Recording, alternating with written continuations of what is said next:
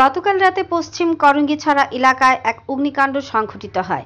ঘটনার বিবরণে জানা যায়, করঙ্গিছড়া এলাকায় বাসিন্দা সুবীর সরকারের রাবার বাগানে কে বা কারা আগুন লাগিয়ে দেয়। তার সঙ্গে সঙ্গে এলাকাবাসীরা এসে আগুন নেভাতে সহযোগিতা করে। তারপর 10টা নাগাদ অগ্নি নির্বাপক দপ্তরের কর্মীরা এসে আগুন নিয়ন্ত্রণে আনে। ব্যুরো রিপোর্ট টারি ধর্মনগর।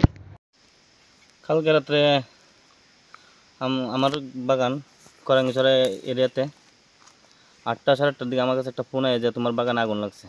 তো সঙ্গে সঙ্গে আমি আইছি, আয়া দেখি কি এই যে প্রায় অর্ধেকটার বেশি জ্বলে গেছে জ্বলে পরে আগুন নিবানো হয়েছে সবাই মিললা। আমি আরও অনেক মানুষ ডাক দিচ্ছি, সবাই আইছে, আমিও নিবাইছি। তারপরে ফায়ার সার্ভিসে ফোন করছি, ফায়ার সার্ভিস আছে, আইছে ফায়ার সার্ভিস আছে 10টার সময় আসলে আগুন নিবানো হয়েছে। আর এই যে অনেক ক্ষতি হয়েছে, কে বা কারা লাগাইছে মানে কোনো জানছি না। এটা না কোনো মামলা টামলা করছি না।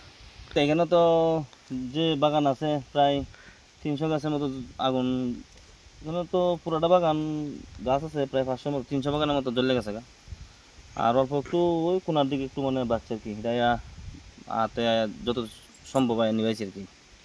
আর বাকিটা তো জ্বলছে, এই যে কখন আগুন জ্বলতেছে। না কোনো কেস টেস করতাম, কেস মানে কার নামে কেস করুন, এটা তো আর কেউ জানছি না, বা এটা কে বা কারা লাগাইছে এটা আমারও অজানা। ঠিক আছে।